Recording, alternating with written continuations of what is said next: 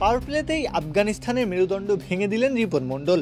আগুনে স্পেলে ধসিয়ে দিলেন প্রতিপক্ষের টপ অর্ডার। তাতেই আর সোজা হয়ে দাঁড়াতে পারল না আফগান শিবির। এশিয়া কাপ রাইজিং স্টার্স টুর্নামেন্টে বাংলাদেশ এ দলের দ্বিতীয় ম্যাচ।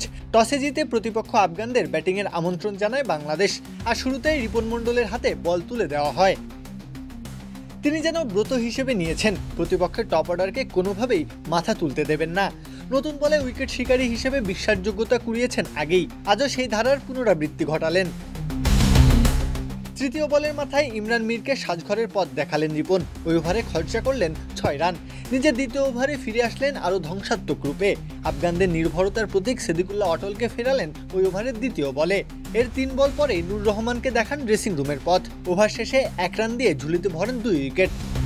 আর এটা ওইটা না, কাপড় ধোয়ার একটাই সলিউশন, চাকা অল ইন ওয়ান। তবে তাতেও যেন তৃপ্তি মিটল না রিপনের। টানা 3 ওভার তাকে দিয়ে করিয়ে নিলেন আকবর আলী। তৃতীয় ওভারে উইকেট না পেলেও আগুনে বোলিংয়ে দিলেন মোটে 1 রান। শেষমেশ 4 ওভার হাত ঘুরিয়ে মাত্র 10 রান দিয়ে নিজের ঝুলিতে পুড়েছেন 3 উইকেট। এরপর আর উঠে দাঁড়ানোর শক্তি ছিল না আফগানদের। রিপনের আগ্নেয়াস্ত্রের সামনে প্রথম সারির সৈন্যরাই অসহায় আত্মসমর্পণ করতে বাধ্য হয়েছে। তখন হংকংয়ের বিপক্ষেও টপ অর্ডারের 2 ব্যাটারকে ফিরিয়েছিলেন। এবার আফগানদের গুড়িয়ে নিজেকে বানালেন টপ অর্ডার ভাঙার কারিগর। প্রত্যহ কাব্য, খেলা ৭১।